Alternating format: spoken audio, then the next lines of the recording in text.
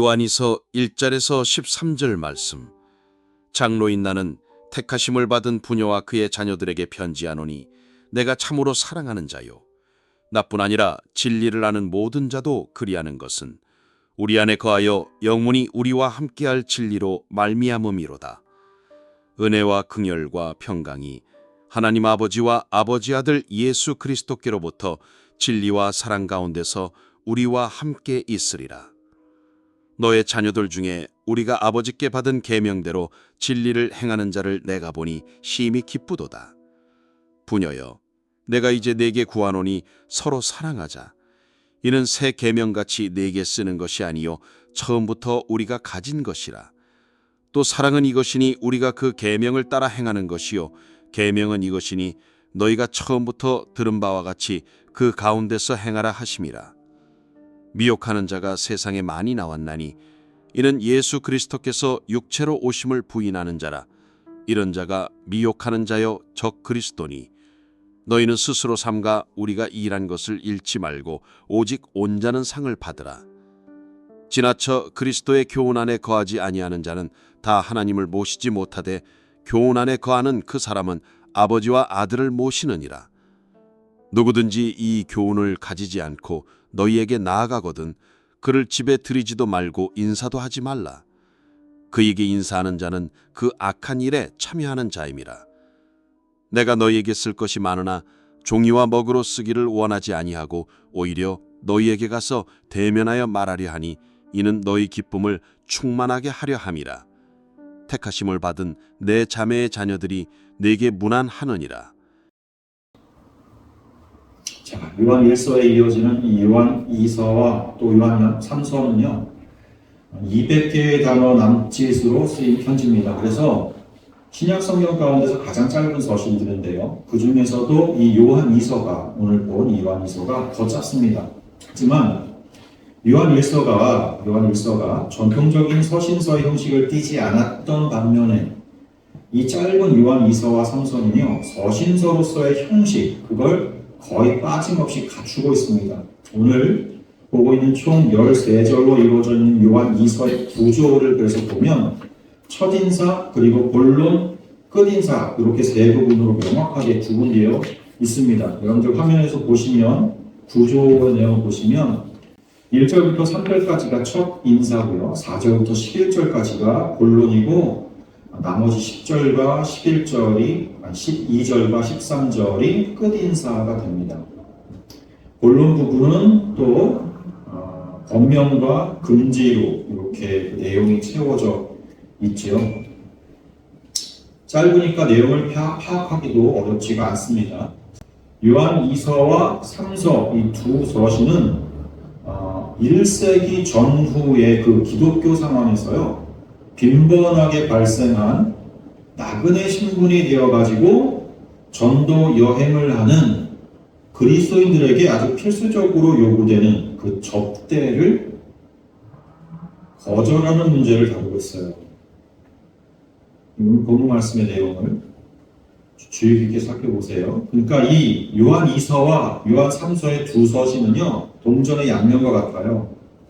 요한 2서는 편지를 쓴 장로가 요한이죠. 자신의 메시지와 다른 메시지를 가지고 오는 그런 거짓 교사들을 맞아들이지 말라 하는 권면을 편지로 쓴 거예요. 반면에 요한 3서는 편지를 쓴 그 장로 자신이 보낸 자신의 그 형제들이 그곳 지교회들에서 어떤 유력한 힘을 가진, 그래서 요한 3서 같은 경우에는 디오드레베라는 사람의 이름이 나오는데 그런 사람들에게 접대를 거부당하고 내쫓겼을 때에 장로가 겪게 되는 고충과 딜레마를 다루는 내용이란 말이에요. 그러니까 당시의 역사적인 배경을 알아두는 게 이 서신을 이해하는 데 도움이 될 거예요. 한번 들어보세요. 기독교가 시작된 당시, 그때는 로마 제국이 통치하던 때였죠. 로마는요, 강력한 무력으로 외형적인 평화를 유지한 제국이었어요. 그게 여러분들 잘 아시는 팍스 로마나라고 부르는 것이었죠. 팍스 로마나.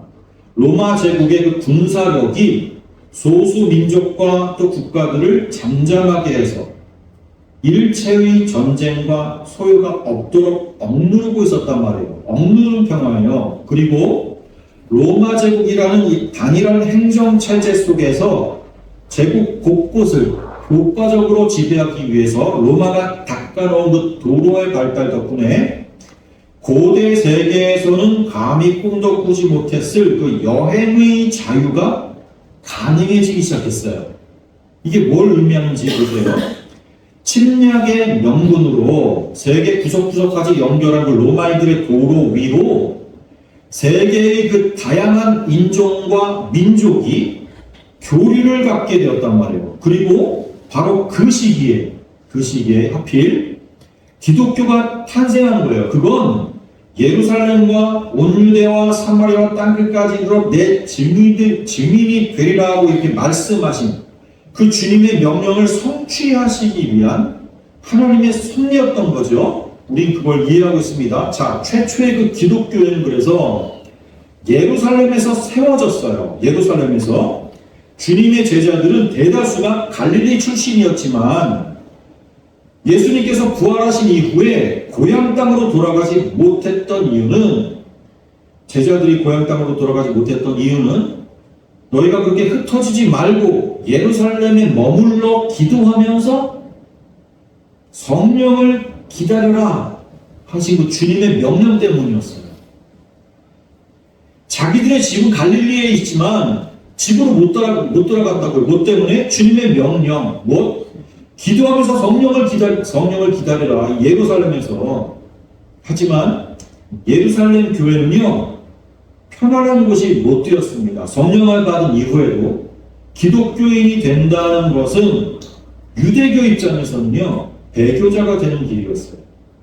로마의 압제하에 있었던 유대교는, 당시 팔레스타인에 있었던 이스라엘의 그 유대교는 다윗 왕국의 재현이라는 그런 소망을 담고 있는 지상적인 시오니즘과 결합돼 가지고 극단적인 민족주의의 경향을 띠고 있었단 말이에요. 그러니까 유대교를 버린다는 것은 유대 공동체와 또 민족의 배신자로 매도되고 낙인 찍히는 일이었습니다.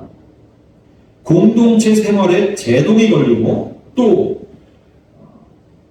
직전까지는 이웃이었던 민족으로부터 같은 동족으로부터 테러와 살인의 표적이 되는 일이 다반사였어요.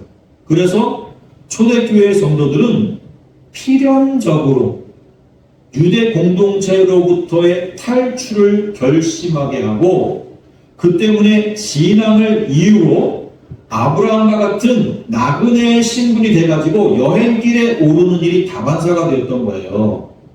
당시 초대교회의 모습이. 기독교의 그 선교라는 것은 그렇게 핍박을 피해서 나그네가 된 성도들의 그 대탈출, 그 엑소더스의 발자취인 거예요. 어디로부터 엑소더스? 예루살렘으로부터의 엑소더스. 사도행전을 보게 되면 최초의 예루살렘 엑소더스는 AD 34년경에 스데반 집사의 순교로 촉발됐습니다. 이때 사도가 되기 전의 그 바울이 사도가 되기 전 사울이 핍박을 피해서 이주한 그리스도인들을 다메섹까지 쫓아가다가 주님을 만났었던 거죠. 그 이후의 핍박은 대대적인 핍박, 기독교 예루살렘 교회를 향한 대대적인 핍박은 계속되어서 AD 44년에는 사도 가운데 야고보가 순교하기도 했어요. 그러나 더 큰 규모의 예루살렘 엑소더스는 AD 70년경에 로마의 공격으로 예루살렘 성전이 완전히 파괴되었을 때 발생합니다. 예루살렘 성이 파괴된 그 사건은 주님이 예고하셨던 그 환란의 때로 인식이 돼가지고 숨어 있었던 그리스도인들까지도 남김없이 나그네가 되어가지고 예루살렘과 유대를 떠나서 세상으로 세계 곳곳으로 흩어지는 신호가 되었단 말이에요. 하나님은요, 초대교회의 성도들을 초대교회 당시의 그 성도들을 하나도 남기지 않고 말 그대로 세상의 나그네와 유랑자로 만들어버린 거예요. 세상의 소망은 완전히 적게 만드신 거예요. 이제까지 세상에서 의지해왔고 세상에서 털을 닦았던 그 모든 기반을 완전히 다 흩으신 거예요. 하나님은 누구를 향해서? 성도를 향해서. 그래서 예수 믿는 유태인들은 몽땅 다 그 유태 지역에서 탈출해야만 됐어요. 거기서는 못 살겠는 거예요. 하나님은요, 성도가 뭐예요? 거룩한 무리거든요. 거룩한 무리가 뭐예요? 세상으로부터 분리된 무리라니까요. 그 성도가 세상에서의 그 어떠한 지분도 남기지 않으시고 하나님의 나라의 백성으로서만 살도록 만드시는 거예요. 그건 의식적으로만이 아니라는 거예요. 실제 그들의 물리적인 모든 삶, 실제적인 삶 자체를 그렇게 만드신다니까요. 이것이 초대교회 당시의 성도들에게만 국한되는 일일까요? 천만에. 제가 이 말씀을 보면서 가만히 생각해 보니까 여러분 구약 성경에 나오는 하나님의 성도들 보세요. 다 똑같았어요, 사실.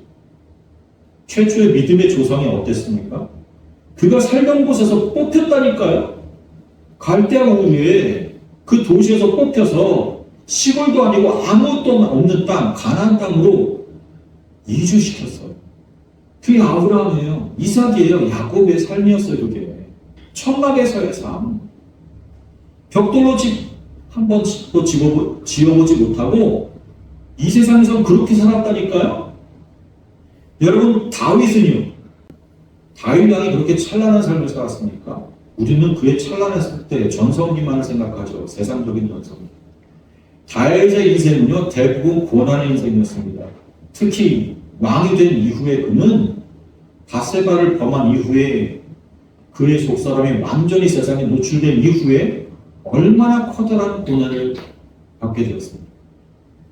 자식으로부터 도망다니는 신세가 됐습니다. 그의 말년에 아비삭이라는 여인에게서 체온을 빌리지 않고서는 하루도 제대로 잠을 이루지 못하는 연약한 모습으로 그의 인생의 말년이 끝을 맞이하게 됐습니다. 다윗 역시 이 세상에서 망하는 모습으로 우리들에게 기록되어지고 간 사람이에요. 다윗의 인생을 다른 한편으로 보여준 사람이 바로 솔로몬 아닙니까? 솔로몬이 지혜의 왕으로 세상 가운데 이름을 떨쳤지만 그의 삶은요 철저하게 우상 숭배의 삶으로 점철된 인생이었습니다. 어떻게 이런 자를 하나님께서 선택하셨는가 싶을 정도로 그의 삶이 우상 숭배의 삶이었던 것. 저는 요즘 하루 24시간 나타나는 아들을 바라다 보면서 욥기서에 대한 묵상을 많이 하게 되었어요. 하나님께서 왜 욥을 그렇게 커다란 고난 가운데로 몰아가셨을까? 하루아침에 그 많던 자식들을 다 죽였고 하루아침에 그 많던 재산도 잃게 만드셨고 하루아침에 자기가 살던 도시에서 존경을 한 몸으로 받았던 그를 온몸에서 종기가 나가지고 하루 종일 기와장으로 자기 몸을 득득 긁는 그저 그 비참한 모습을 바라보던 옆에 있었던 아내마저도 저주하면서 떠나갔던 왜 그렇게까지 욥을 몰아붙이셨을까에 대해서 말씀을 보고 또 갖다 놔요. 여러분들 보시면 욥기서는요 어찌 보면 아주 간단한 내용이에요. 욥기서는 제일 처음에 천상에서 벌어지는 일이 먼저 나오고요. 그 다음에 지상에서 벌어지는 일들이 펼쳐진 거예요. 천상에서 먼저 어떤 일이 있었어요? 사탄과 하나님 사이 대화가 있었어요. 사탄이 하나님 앞에, 하나님의 천상회의 앞에 나타났을 때 하나님께서 먼저 욥을 자랑하셨습니다. 온 세상을 두루 돌아다녔다가 하나님 앞에 나타난 마귀에게 하나님께서 먼저 자랑하다니까. 네가 그렇게 온 세상을 돌아다녔다면 그 가운데 내 종 욥을 봤느냐? 그가 나를 얼마나 경외하는지 네가 보았을 것이다. 그랬더니만 사탄이 그렇게 응수하죠. 하나님께서 그에게 많은 축복을 주셨으니 하나님은 그렇게 경배하는 것 아닙니까? 그에게서 그 모든 축복들을 다 걷어가신다면 그가 그래도 하나님을 경배하겠습니까?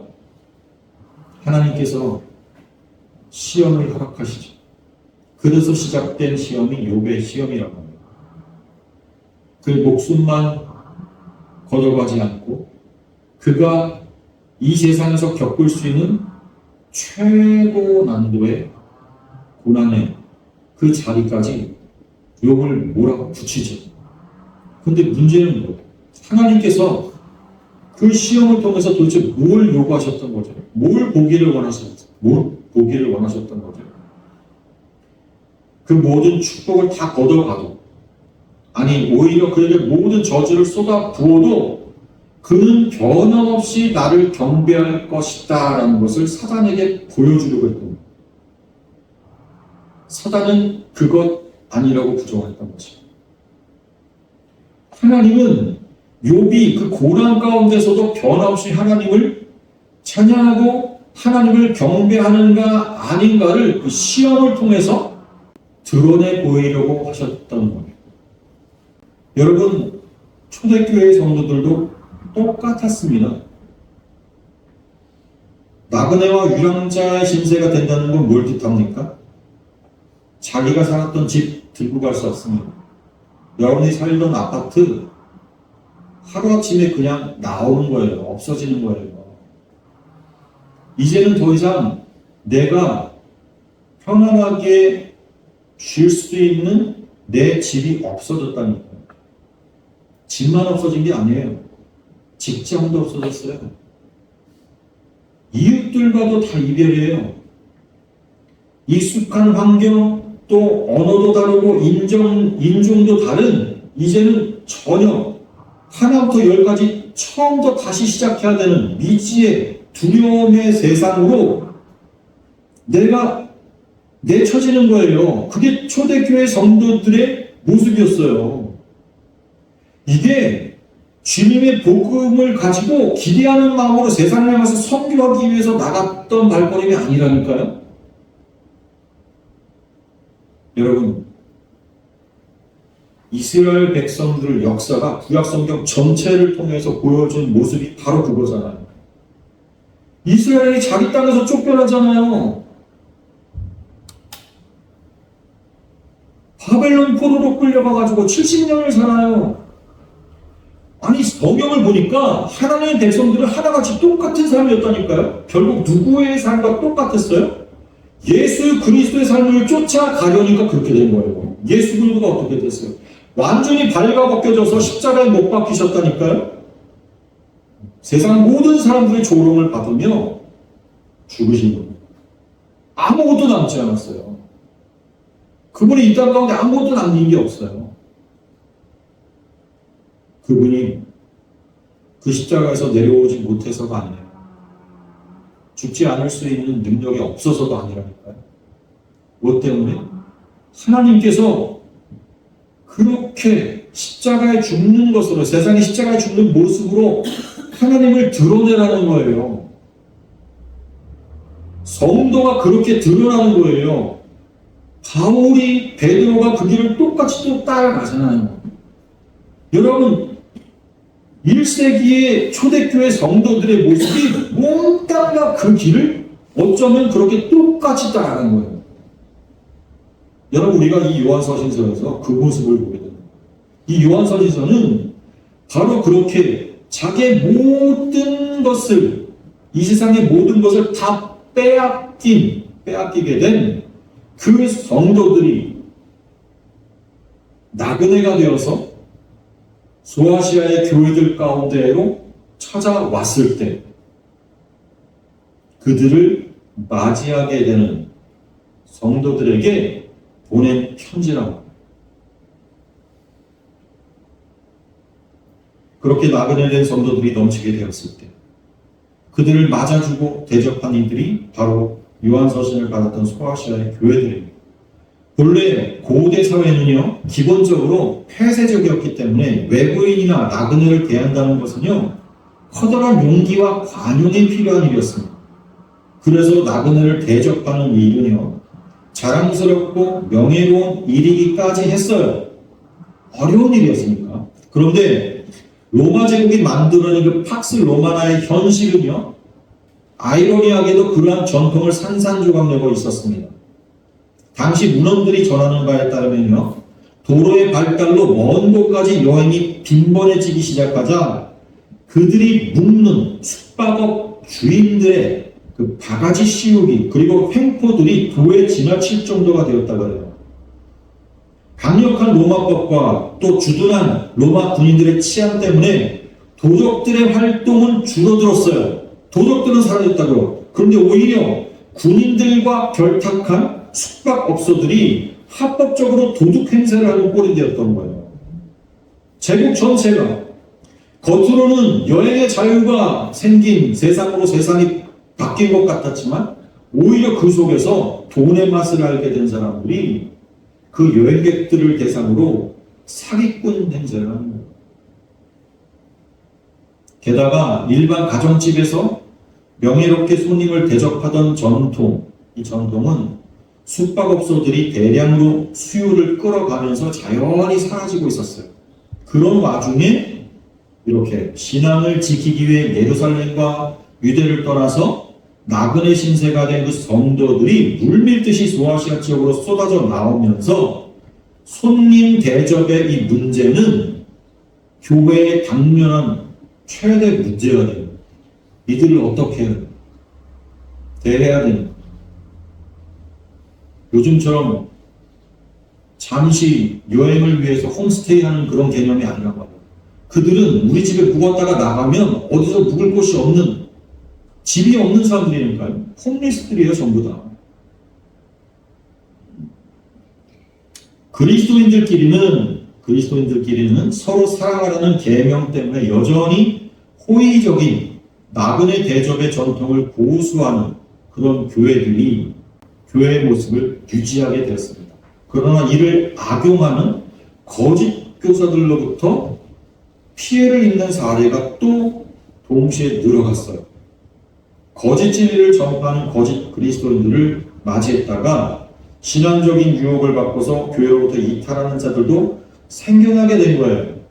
겉으로 볼 때는 나도 예수 믿는다라고 해서 집안에 들었더니만 알고 봤더니 내가 배우고 알고 있는 신앙과는 전혀 다른 신앙을 갖고 있는 거짓 그리스도인이라는 것을 나중에 알게 되는 거죠. 아니, 그것을 채 알기도 전에 그들로부터 거짓된 교리에 물들게 되어서 이전에 하나님의 진리를, 예수 그리스도의 진리를 버리게 되는 일이 교회 속에 생기게 되었단 말입니다. 그러자 교회들은 공동체를 보호하기 위해서 그 나그네 신분의 그리스도인들에 대한 경계 그리고 외면을 선택하는 일들도 발생한 거예요. 전자의 문제를 위해 보내진 편지가 요한 2서고 후자의 문제를 다룬 편지가 요한 3서인 거예요. 다시 말해서 전자의 문제란 거짓 그리스도인들이 교회에 들어오는 그 문제, 그리고 후자란 그렇게 거짓 그리스도인들이 무서워서 그리스도인들에 대한 전면적인 거부와 그 다음에 내침이 있었던 당시 교회들에 대한 문제를 다루고 있는 게 요한 3서란 말입니다. 그럼 요한 2서 본문을 한번 보겠습니다. 요한 2서와 3서는 요한 1서와 다르게 편지 형식을 따라서 편지의 시작에 편지의 송신자 또 수신자가 기록되어 있죠. 1절, 2절, 3절 함께 읽습니다. 시작. 장로의 나는 택하심을 받은 부녀와 그의 자녀들에게 편지하는 내가 참으로 사랑하는 자요 나뿐 아니라 진리를 하는 모든 자도 그리하는 것은 우리 안에 거하여 영원히 우리와 함께할 진리로 말미암음이로다. 은혜와 긍휼과 평강이 하나님 아버지와 아버지의 아들 예수 그리스도께로부터 진리와 사랑 가운데서 우리와 함께 있으리라. 1절에 편지 송신자는 누구? 장로가 편지했다 그러죠. 누구예요? 누구에게요? 누구에게? 택하심을 받은 부녀와 그의 자녀들에게. 그렇죠? 장로는 사도 요한입니다. 요한 1, 2, 3, 4가 요한의 서신이라고 볼 때 이 장로는 요한을 가리키는 것이죠. 자신을 당시 교회의 직함으로, 장로라는 이 직함으로 쓴 것은 편지의 권위를 부여하기 위함인 거예요. 편지의 수신자나 또 편지의 내용이 사적인 관계에서 다뤄지는 사적인 내용이 아니기 때문에 장로라는 직함을 사용한 거예요. 그리고 수신자로 보이는 여기 택하심을 입은 부녀와 그의 자녀들이라는 이 표현은요, 그냥 교회를 의인화시킨 표현이에요. 당시에 교회를 의인화시킨 표현. 택하심을 입은 부녀, 이 에클레테 퀴리아, 이 원어를 보면 에클레테는 형용사 선택된이라는 뜻이고 퀴리아는 퀴리오스, 주인님이라는 뜻이죠. 주인, 주. 퀴리오스의 여성형이에요. 퀴리아는. 그래서 주인의 부인이라는 뜻이기도 하고 부녀자를 높여서 부르는 말이에요. 하지만 이 에클레테 퀴리아는 어떤 특정한 부녀자를 딱 이렇게 가리키는 그런 말이 아니라 신랑 되신 예수님의 신부가 된 그 교회를 의인화시켜서 표현한 거란 말이에요. 외부인들한테는 일종의 위장 표현인 거야. 이게 위장 표현. 교회라고 표현하면 직접적으로 이들이 그리스도인들이라는 것이 발각되니까 그것을 방지하기 위해서 위장 표현으로 에클레테 퀴리아, 예? 택하심을 입은 부녀, 교회를 그렇게 의인화시켜서 위장 표현을 한 거란 말이에요. 당시 교회는 박해 표적이었기 때문에 이렇게 1절 안에서는 편지의 송신자와 수신자가 나오고 바로 그들을 향해서 말이죠. 내가 참으로 사랑하는 자요 하면서 편지 수신자들에 대한 사랑을 전합니다. 이 말씀이 원어를 보면 아가포 엔 알레테이아 거거든요. 이게 그러니까 엔 알레테이아, 엔은 뭐뭐 안에서죠. 알레테이아, 진리 안에서 사랑한다는 뜻이에요. 참으로 사랑하는 자요, 이것은 진리 안에서 사랑한다, 너희들을. 그 말을 지금 하고 있는 거예요. 4절부터는 본론이거든요. 4절부터. 4절 말씀, 4절, 5절, 6절 한번 함께 보겠습니다. 시작. 너희 자녀들 중에 우리가 하나님께 받은 계명, 진리를 행하는 자를 내가 보니 심히 기쁘도다. 부녀여, 내가 이제 네게 구하노니 서로 사랑하자. 이는 새 계명을 같이 네게 쓰는 것이 아니요 처음부터 우리 가진 것이라. 또 사랑은 이것이니 우리가 그 계명을 따라 행하는 것이요 계명은 이것이니 너희가 처음부터 들은 바와 같이 그 가운데서 행하라 하심이라. 여기 4절 말씀 보면 이 말씀이 원어를 보면 심히 기쁘도다라는 단어부터 시작이 돼요. 이게 에카렌이라는 단어인데 에카렌 그리고 리안이 심히 아주 많이 그런 뜻이거든요. 그러니까 기쁘다 아주 많이 이렇게 원어는 시작이 돼요. 우리 한글로는 제일 마지막에 쓰였죠. 심히 기쁘도다가 여기 보면 뭐 때문에 기뻐요? 뭐 때문에? 너희 자녀들 중에 그러니까 너희 교회 안에 아버지께 받은 계명대로 우리가 너희나 나나 아버지께 받은 계명대로 진리를 행하는 자를 내가 보니 계명대로 진리를 행하는 자를 내가 보니 너희가 진리를 행하는구나 이것을 알게 되니 너무 기쁘다. 너무 기쁘다. 부녀여 교회를 향한 말이죠. 5절 부녀여 내가 이제 네게 구하노니 서로 사랑하자. 너희가 진리를 행하는 것을 보니까 너무 기쁜데 우리 서로 사랑하자 하면서 제일 첫 번째 권면이 나와요. 서로 사랑하자. 보세요. 여러분 우리가 교회를 바라다 볼 때 기쁜 일이 뭐예요? 뭐가 기뻐요? 교회가 막 커지는 거야? 그래 요즘 사람들은 그거 기쁘잖아요. 교회 재정이 늘어서 예배장도 이제는 제법 크게 지을 수 있게 되었을 때 그것도 기쁘잖아요. 또 우리 교회가 다른 교회보다 더 많은 곳으로 선교사를 보내고 또 복음을 전하는 사역자를 많이 보내게 되었을 때, 배출했을 때, 그 기쁘잖아요. 근데 여기 본문에서는 시인이 기쁜 이유가 그런 것들보다 계명대로 진리를 행하는 자를 내가 보니. 여러분, 우리가 계명에 대해서 요한 1서에서 자세하게 배웠습니다. 그렇죠? 주님께서 우리에게 주신 계명은 뭐였어요? 내가 너희를 사랑한 것 같이 너희도 서로 사랑하라. 그 너희도 서로 사랑하라. 서로 사랑이 누구라고요? 대상이? 믿는 자들이에요. 다소 배타적인 사랑이라고요. 무슨 말이에요? 믿는 자 밖의 사랑과의 서로 사랑이 아닌 거예요.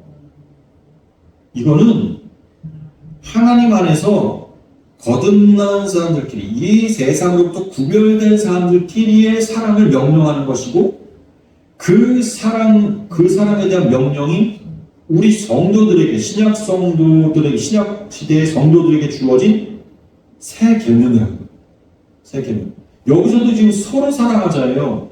이 서로가 누구겠어요? 지금 편지를 보내는 자와 편지를 받는 교회예요. 서로 사랑하자. 근데 6절 보면 사랑은 이것이니, 서로 사랑하자 이거 내용을 말하는데, 사랑은 이것이니 하면서 사랑이 무엇인지에 대해서 말을 하고 있고, 또 계명은 이것이니 계명이 무엇인지에 대해서 말하고, 이것은 정의를 설명하는 게 아니에요. 지금 계명과 정의를 설명하는 게 아니니까요. 사랑이 무엇이다. 이것은 요한 1서에서 이미, 그리고 요한복음에서 사랑의 정의에 대해서 이미 나왔었어요. 사랑이 뭐예요? 사랑은 이것이니 하면서 하나님께서 우리를 예수 그리스도를 보내셔서 십자가에 죽이신 게 그게 사랑이에요. 그게 사랑이에요. 그 사랑은 아무나 할 수 있는 게 아니에요. 그런데 여기 보니까 사랑은 이것이니 하면서 뭐라 그래요? 우리가 그 계명을 따라 행하는 것이요. 그리고 계명은 이것이니, 그리고 뭐라 그래요? 너희가 처음부터 들은 바와 같이 그 가운데서 행하라 하십니다. 한마디로 이게 뭐예요? 개념이나 정의를 설명하는 게 아니라 사랑은 이것이니, 또 계명은 이것이니 해서 이것이니 뒤에 나오는 이것은 사랑과 계명을 대하는 태도와 자세를 강조하고 있는 거예요. 사랑과 계명에 대해서 우리는 어떤 태도와 자세를 취해야 돼요? 그것은요, 무조건 따라 행하며 지켜야 되는 겁니다. 사랑과 계명. 그것은 무조건 따라 지키는 거랄까요? 그대로 순종하는 거예요. 그걸 4절에서 계명대로 진리를 행한 자를 내가 보니 너무 기쁘다. 사실 그걸 얘기하고 있는 거예요. 그걸 설명하고 있는 거라니까요. 진리를 행한 자를 내가 어떻게 보았다? 사랑과 계명을 무조건 따르는 그것을 내가 확인했다. 지금 초대교회 당시 소아시아에서는 어떤 것이 교회로서 가장 커다란 맡겨진 책무예요? 손님 대접이에요. 이 손님이 누구라고요? 예루살렘에서 자기들의 모든 이 세상의 기반을 다 빼앗기고 다 버리고 새로운 신앙, 그 신앙을 붙잡기 위해서 찾아온 사람들이에요. 집 없는 홈리스들, 그들을 한번 밥 먹이고 내보내는 게 아니라 그들과 함께 교회 공동체를 함께 이루어가는 거예요. 내가 잘 것을 내주고, 내가 먹을 것을 나눠주고, 내가 입을 것을 나눠 입혀주지 않으면 이 세상에서 거림처럼, 거지처럼 살 수밖에 없는 그들을 함께 드리는 거예요. 함께 맞이하는 거예요. 이것은요, 내가 지금까지 살아왔던 삶의 부분을 또 잘라주는 거라니까요. 함께 누리는 거니까요. 함께 누려야 되니까. 이것은요, 나의 삶도 사실은 포기하겠다는 마음과 태도와 자세가 아니면 감당할 수 없는 거예요. 당시 소아시아 교회는 그 엄청난 부담을 함께 입은 거예요. 자, 그러면 그것이 한 가정에 한 사람씩만 나누어서 맞이한 부담일까요? 천만에. 그 부담은 지속적이고 계속되는 부담이었습니다. 예루살렘을 떠나서 새로운 곳으로 찾아온 홈리스가 한두 사람이 아니고 하루 이틀의 문제가 아니었던 거예요. 그러니 당시 소아시아 교회는 이런 엄청난 실제적인 삶의 부담을 끌어안는 일이 바로 손님 대접의 일이었어요. 그 큰 부담 앞에 놓인 교회를 향해서 지금 요한 2서와 3서의 편지가 전달됩니다. 근데 요한 2서에서는 특별히 어떤 내용이 전달되는가? 7, 8, 9절입니다. 7절, 8절, 9절 함께 읽습니다. 시작. 미혹하는 자가 세상에 많이 나왔나니 이는 예수 그리스도께서 육체로 오심을 부인하는 자라. 이런 자가 미혹하는 자는 적그리스도니 너희 스스로 삼가 우리가 일한 것을 잃지 말고 오직 온전한 상을 받으라. 지나쳐 그리스도의 교훈 안에 거하지 아니하는 자는 다 하나님을 모시지 못하되 교훈 안에 거하는 그 사람은 아버지와 아들을 모시느니라. 보세요. 미혹하는 자가 세상에 많이 나왔나니 미혹하는 자, 이게 플라노이라는 단어, 이게 사기꾼이에요. 속이는 자라는 뜻이거든요. 속이는 자, 사기꾼이 세상에 많이 나왔나니, 이 나왔나니라는 단어가 엑셀도몬이라는 단어인데, 엑셀코마이라는 단어. 퍼진다는 뜻이에요. 많이 퍼졌다. 세상에 사기꾼들이 많이 퍼졌다.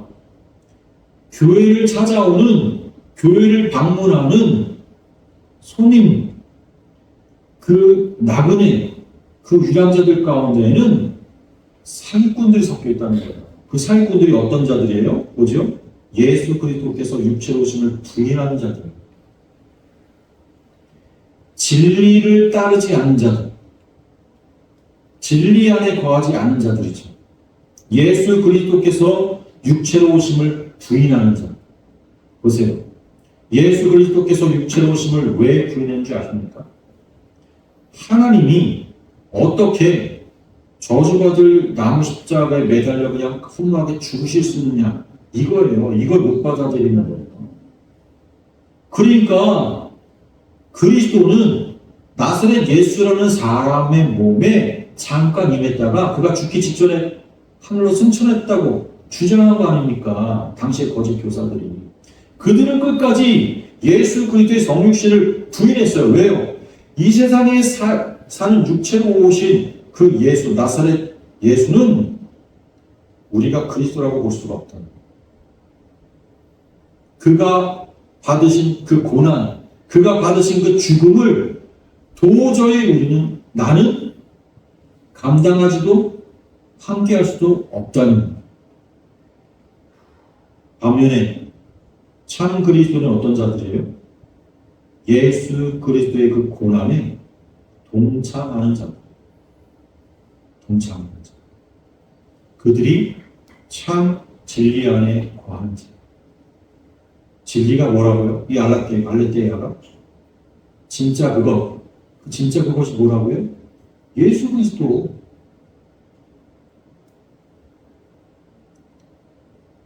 진짜 예수와 연합한 자는 진짜 예수와 그 생의 모습이, 삶의 모습이 또 같아집니다. 여러분, 성도가 이 땅 가운데서 주어진 하나님의 약속이 있어요.